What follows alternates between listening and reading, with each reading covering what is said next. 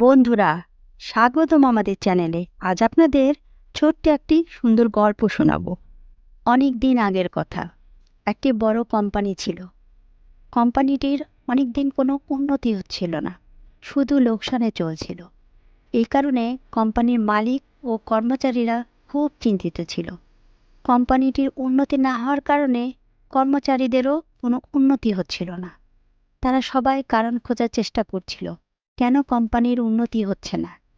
একদিন এই কোম্পানির মালিক প্রত্যেক কর্মচারীদের টেবিলে একটি করে চিঠির খাম রেখে দিল। যখন কর্মচারীরা এই চিঠির খাম খুলে পড়ল, সেখানে লেখা ছিল, আমাদের কোম্পানি যে কারণে উন্নতি হচ্ছে না তার কারণ হলো আমাদের কোম্পানির একজন কর্মচারী, সে আজকে মারা গেছে। এখন আমরা সবাই তার ফিউনারেলে যাব, সবাই তৈরি হয়ে নাও। চিঠি পড়ে সবাই একটু খুশি হলো, এই ভেবে যার কারণে এই কোম্পানিটির উন্নতি হচ্ছিল না সে মারা গেছে।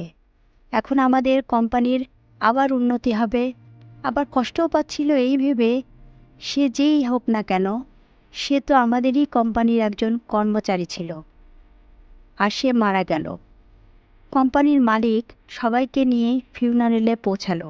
সেখানে একটি বড় হলঘর ছিল। সে ঘরের মাঝখানে একটি বড় কফিন রাখা ছিল। কোম্পানির প্রত্যেক কর্মচারী খুব আগ্রহের সাথে এক এক করে কফিনের কাছে যাচ্ছিল আর কফিনের ভিতরে দেখছিল কি এলো, যার কারণে কোম্পানির উন্নতি হচ্ছিল না। কিন্তু কফিনের ভিতরে তাকিয়ে তারা খুব অবাক হয়ে যাচ্ছিল, কারণ কফিনের ভিতরে কোনো লোকই শোয়া ছিল না। সেখানে একটি আয়না রাখা ছিল, আর ওই আয়নায় প্রত্যেক কর্মচারীরা তাদের চেহারা দেখতে পাচ্ছিল। বন্ধুরা, এই গল্প থেকে আমরা এই শিক্ষা পাই যে আমরা আমাদের জীবনে যে পজিশনে আছি তা অন্য কারো কারণে না, বরং আমাদের নিজের কারণে।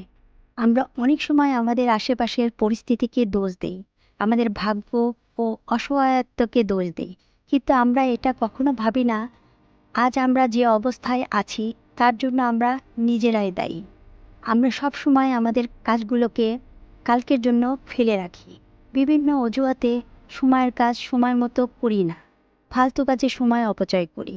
আমরা যদি আমাদের কাজে 100% না দেই, তাহলে আমাদের জীবনে কোনো দিন উন্নতি করতে পারবো না। তাই সঠিকভাবে পরিশ্রম করুন, দেখবেন আপনি ঠিকই আপনার জীবনের উন্নতি করতে পারবেন আর জীবনের লক্ষ্যে পৌঁছতে পারবেন।